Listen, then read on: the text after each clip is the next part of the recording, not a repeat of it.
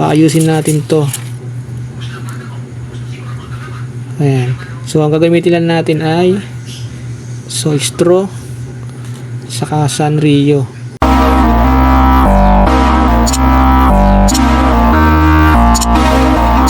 Good evening mga kaibon. So for today's video ay tuturo ko kung paano ayusin ang splay leg na inakay. So kung napapansin nyo, meron tayo ditong isang splay leg na inakay o yung pilay. So bali naka-split yung kanyang paa. So ayan, tila gusto pa maging member ng sex bomb. So ayusin natin to. Ayan. So ang gagamitin lang natin ay straw saka Sanrio.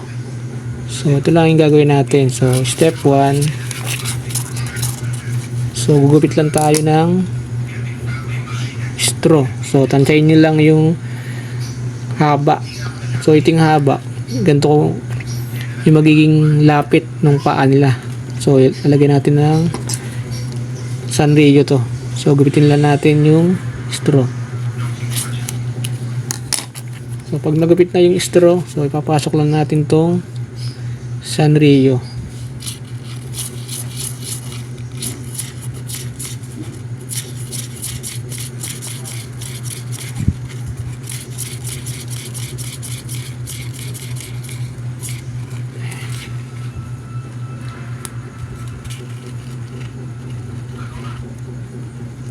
Ayan, pasok lang natin.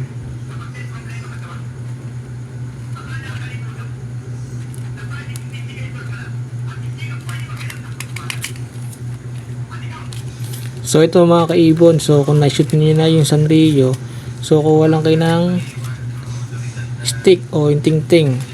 So ilagay nyo lang dun sa may dulo. So ayan, ilagay nyo sa dulo, tapos matakan nyo ito nasa unahan. So ayan, ready na natin ilagay yung brace. So ito yung brace na ilalagay natin sa paa para pagdikit natin yung paa niya na nakabuka. So ayan, lagay na natin. So una, so ito mga kaibon, so hatakin nyo lang itong isa, tapos ibukan nyo. So mas okay kung dalawa kayong gagawa nito para mapabilis yung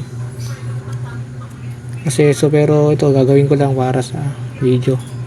So shoot lang natin yung Sanrio. So ayan, medyo nakakabit na. Tapos yung kabila naman, so atake lang natin to, tapos hawakan nyo may, so huwag nyo bibitawan kasi matatanggal yung pagkakalagay ng Sanrio sa straw. So matakin nyo lang at hawakan nyo yung kabilang paa. So ayan, bukan nyo at shoot nyo na. Yan. So ito yung magiging style ng paglalagay ng ating brace. Ayan. Ito, hayaan lang natin siya ng siguro mga 1 week to 2 weeks. So obserbahan din natin to kung nabago na nga ba yung kanyang sitwasyon. So ibabalik natin to sa parents at hayaan natin sila yung magsubo. So ayan, ganito yung style ng brace. So kung meron kayong mga ibon na splay leg, so ganito lang yung gagawin nyo.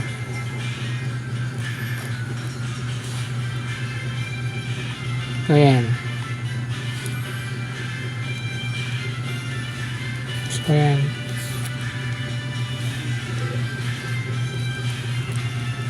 So i-update natin to pagkalipas ng mga 1 week or 2 weeks. Good morning mga kaibon. So ayan, dito tayo sa aking ibunan.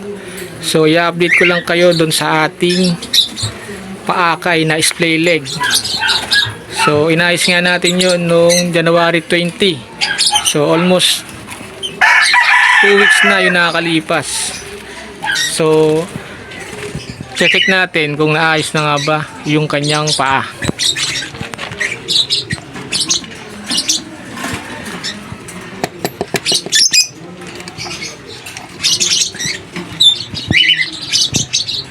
Ayan mga kaibon. So yan yung ating display leg na ibon. Ayun. At mukhang naayos na nga. Dahil nakakatayo na ng ayos.